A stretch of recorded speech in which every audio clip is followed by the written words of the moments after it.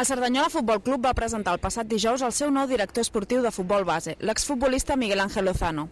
Fa gairebé 5 mesos que la nova junta directiva, encapçalada per Felipe López, va arribar al club i com a premissa principal es va marcar el repte de dur a terme un projecte basat en els valors del futbol formatiu. En el desenvolupament d'aquest nou projecte, Miguel Ángel Lozano assumeix la figura de director esportiu de futbol base, ja que reuneix una trajectòria esportiva impecable i una gran qualitat humana.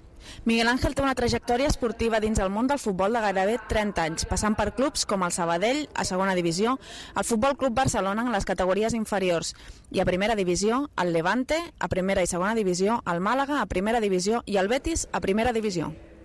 Durant la roda de premsa de dijous es va aprofitar per presentar el nou àlbum de cromos del Cerdanyola Futbol Club, on estan representats tots els seus jugadors i tots els seus equips.